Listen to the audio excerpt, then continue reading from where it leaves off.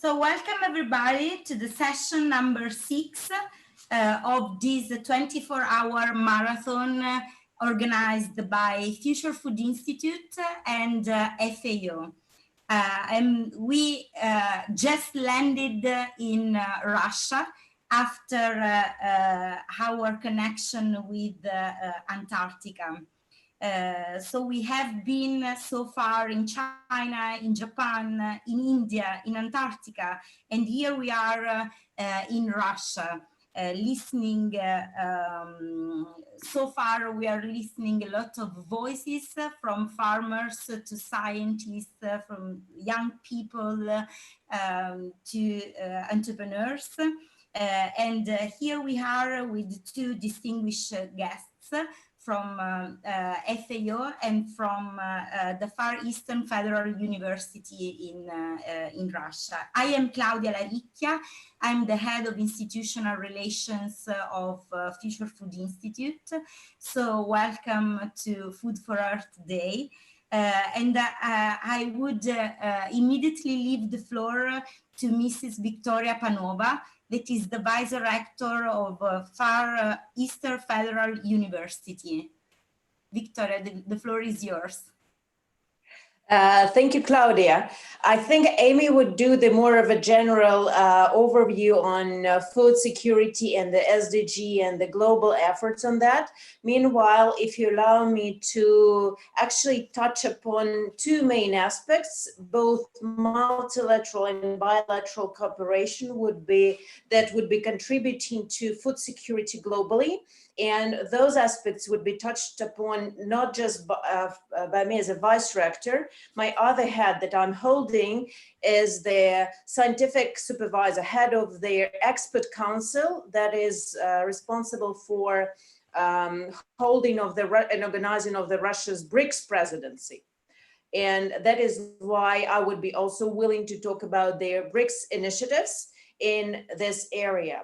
So allow me to start with BRICS as a more multilateral forum, and then I'll tell you about what universities can do to contribute to the matter, because we've been seeing that pandemics that is ravaging through the world now causes lots of anxiety among the people. But we also saw that while it does have casualties, and significant number of casualties and lots of people ill already, and it's an unknown threat in a way, then can be, and not a smaller threat, is a threat of hunger. Lots of people all around the world that remain undernutrition and remain starving. And that is why we need to approach in full complex to tackle all those issues. And that is why I think, thank you very much, you, Claudia, and your institution for launching this event and for holding this marathon. I believe this is very timely and very important for all of us to attend to those matters. So allow me to start with their multilateral, the BRICS agenda. BRICS countries are committed to fulfilling SDGs. As you know, Russia is to talk about its voluntary review, I hope soon, on SDG fulfillment. Do you want to remind what BRICS means because we have an international audience and...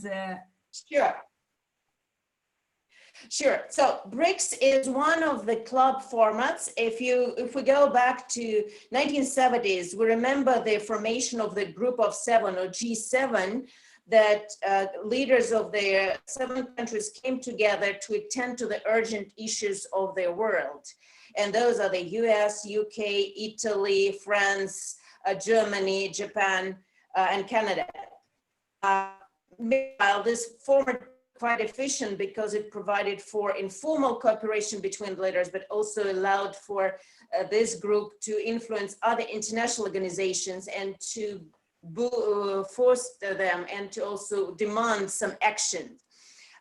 With time ongoing, the 21st century upcoming, we saw that G7 are not enough to attend to the global problems.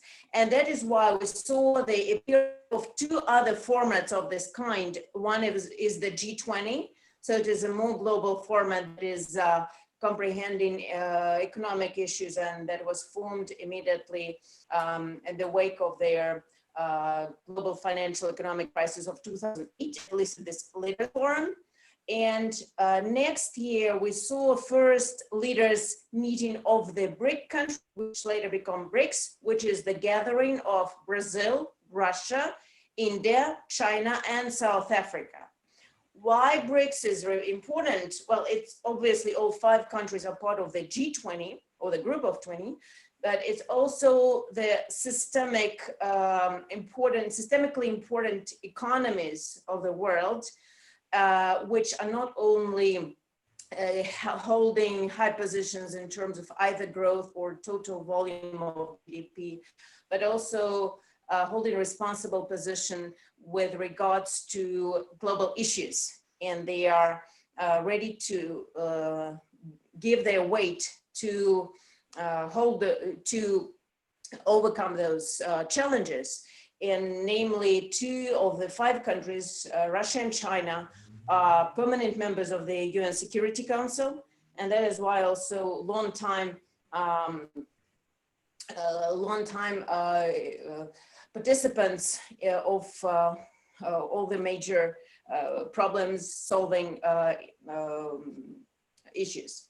So shortly about BRICS, this is it. And why I'm talking about it now is because starting from January 1st this year, Russia assumed chairmanship in BRICS.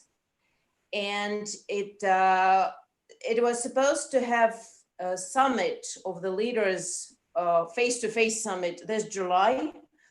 We're still not aware if we're keeping those dates or if pandemics is going to move it sometime later, but let's hope for the best and that our world overcomes this crisis rather sooner than later.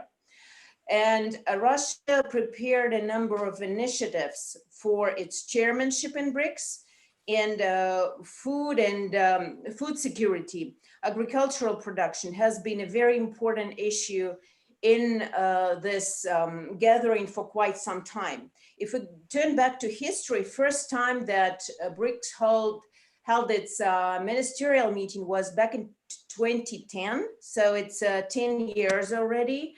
Countries, it was first meeting in Moscow, and they decided that they're going to cooperate in the 4 priority areas, such as creation of agricultural information base of the countries, development of an overall strategy of providing food to the most vulnerable segments of society in BRICS, but also in other developing countries that are in need.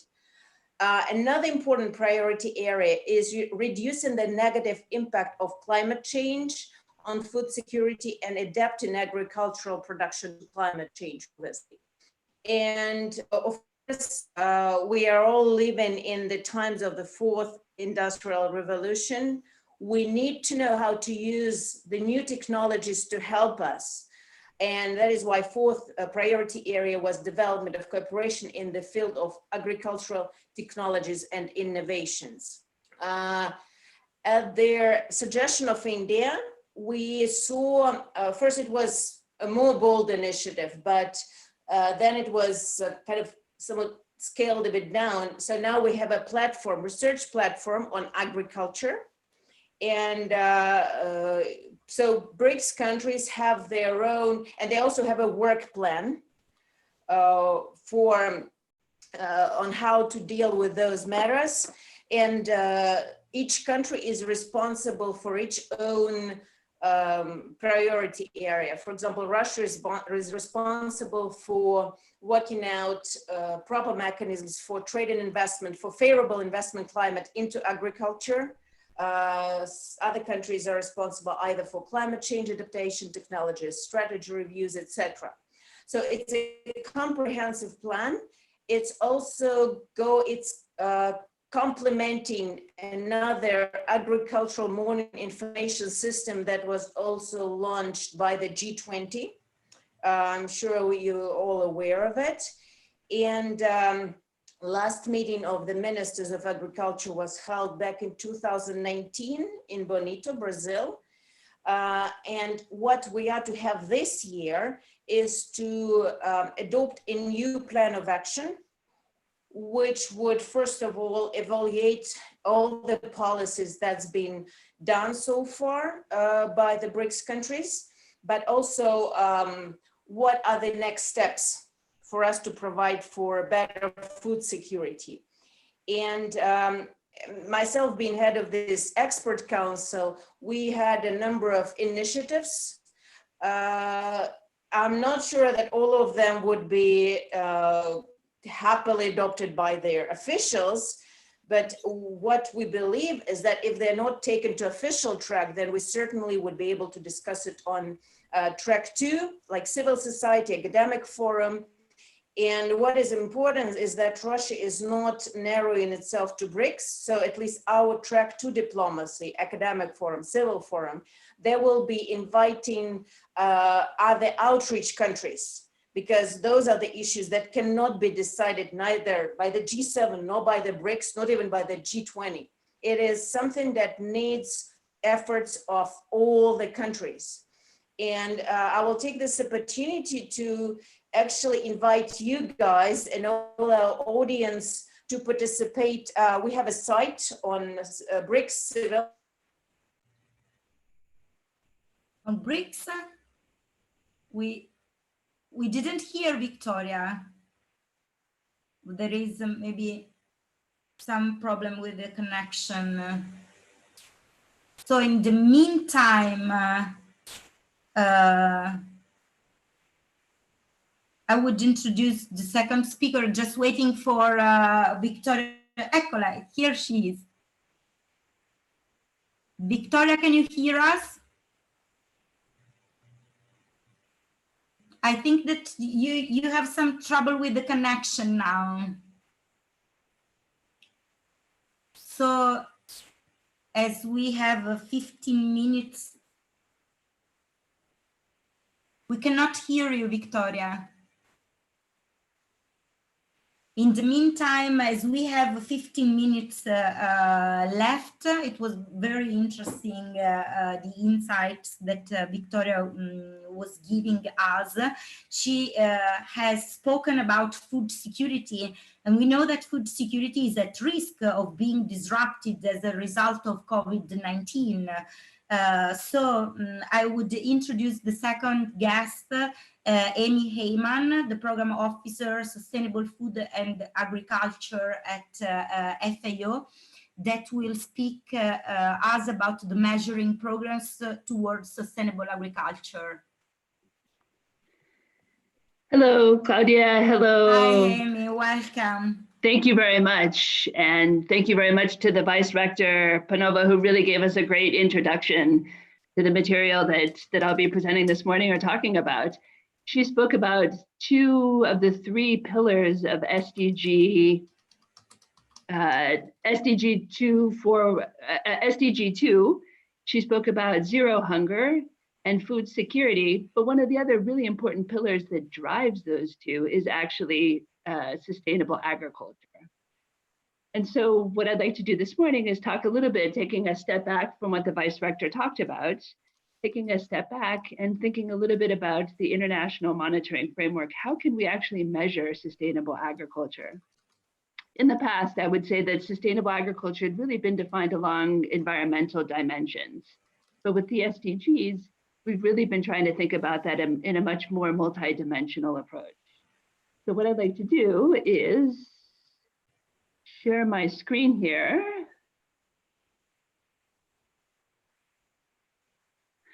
One second. Share my screen. Okay, here we go. Yes, we can see that. You can see it. Okay. So as I said, this morning I'd like to talk about monitoring sustainable agriculture. And this just briefly is FAO's vision of sustainable agriculture. Let me turn my video off here. It describes a fairer future for people and the planet. And countries are really working hard to deliver that, and progress is happening. Yet, as we know, food and agriculture, as well as people's livelihoods, are experiencing an unprecedented confluence of pressures, especially in recent days with COVID. So let's take an example from here. We can see this list here, and the list is very long, but biodiversity, for example. As we know, close to 1 million animal and plant species are now threatened with extinction. Or if we take land degradation, which is being negatively affecting the well-being of 3.2 billion people in the world. Nearly 1/3 of fish stocks are overfished, and 1/3 of freshwater fish species are considered threatened. And the list goes on and on. And in order to address some of these major challenges, we need a transformative change. And food and agriculture is really at the center for achieving this. Sustainable food and agriculture is at the core of the 2030 agenda. It contributes to many of the SDGs, and it plays a critical role in reducing poverty, preserving resources, and driving positive change. Only with this can we have a world where nobody is left behind. But when we think about the SDGs, we really think about monitoring and implementation. And the Vice Rector talked this morning a lot about the implementation side. But these are really inextricably linked. In order for us to have better policies, we need better quantitative evidence. And for better quantitative evidence, they can only help us make better decisions about policies. So how is this all measured?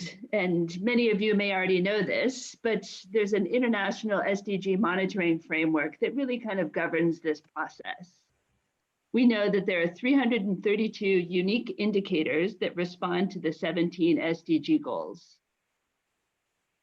And this was endorsed by the UN General Assembly in July of 2017.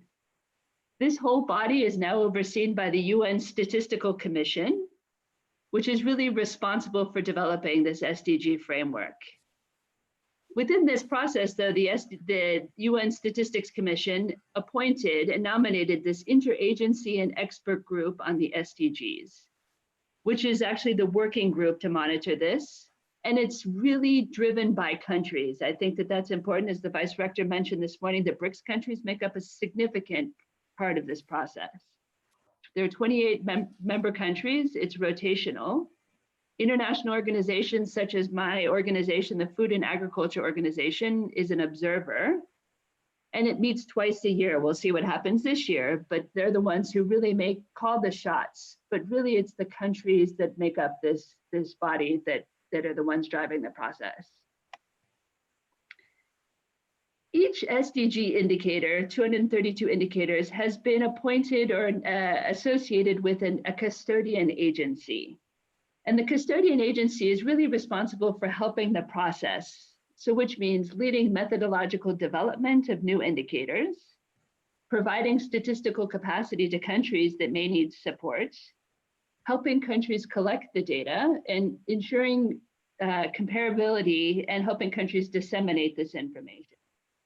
It's really helping to contribute to the monitoring of the process at global, regional, and national levels.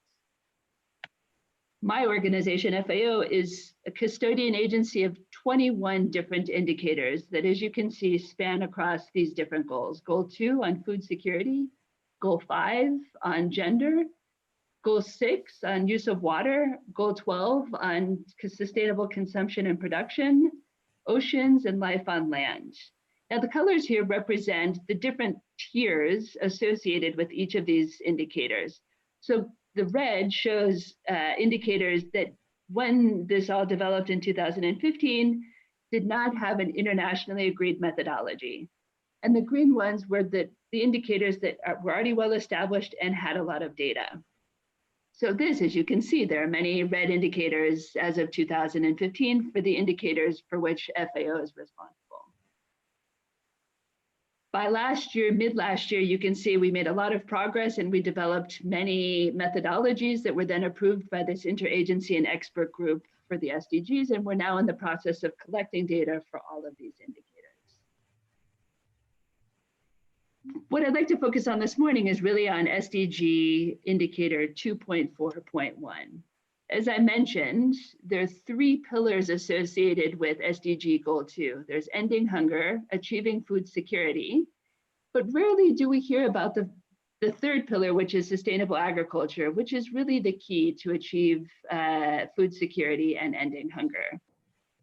As you can see the definition, the last part, it says indicator is the proportion of agricultural area under productive and sustainable agriculture. And this is the indicator. You see in what I'd like to draw your attention to is the denominator, which is agricultural land area, which is already very well defined. You can find it in FAO Stat, which is FAO's database. But it was really the numerator, area under productive and sustainable agriculture, that was the focus of the methodology, the development over the past 3 years. And what we tried to do is keep in mind that it's multidimensional. It must be across social, economic, and environmental dimensions. It's measured at the farm level, and it really has to show progress over time. It's not black and white. It's not a sprint. It's a marathon over time. And the indicator itself is actually comprised of 11 sub-indicators that span across these 3 dimensions. You see that the first 3 indicators are economic indicators, sub-indicators. The next 5 are environmental, and the last 3 represent the social dimension. So we have land productivity, profitability, resilience, soil health, water use, fertilizer pollution, pesticide, biodiversity, decent employment, food security, of course, is a major part of this, and land tenure. And again, for each sub-indicator, the idea was really not to show whether countries are have sustainable agriculture or not, but really to show that it's a process that takes place over time. So for each sub-indicator, a set of criteria was established where levels, sustainability levels were developed. The concept of sustainability implies an idea, again, of progress over time. So you can see green shows that desirable, and red is absolutely unsustainable. And these criteria were really developed through an international process of consultation to make sure that there was consensus, both around the sub-indicators as well as these assessment levels. Amy, sorry for interrupt. Just to remind you that we have just 3 minutes left for closing the session, and I would have the chance to let Victoria say her conclusion too. Perfect, I'm almost done. As you can see, it's presented in a dashboard format. So you can look at the different sub-indicators across these different dimensions and see where a country should emphasize its priorities.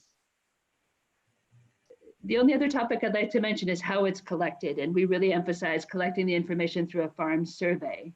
Countries may have good statistical systems and may also resort to alternative data sources. I put this on there, AGRIS in 50 by 2030, because these are initiatives in the international community together with the World Bank, and for consultation about new methodologies that are being developed to collect information. And I'll just end saying thank you very much for allowing me to present this. And I turn it back over. Thank you very much. Thank you very much. Very interesting. And I would like to remind to all the people listening to us that people that are registered on Eventbrite will receive special materials and content of all the marathon, including the presentation of Amy. So Victoria, we are sorry that the connection didn't work. Before taking off to Singapore, I would like you just to wrap up this session because the time is over. Oh yes, thank you. Sorry, it's stormy weather in here, very strong wind, probably that influences the internet connection. So we still have our nature. I just wanted to say that Emmy raised like really important issues. Within BRICS, for example, you mentioned gender issues. This is of vital importance for agriculture, for food security as well.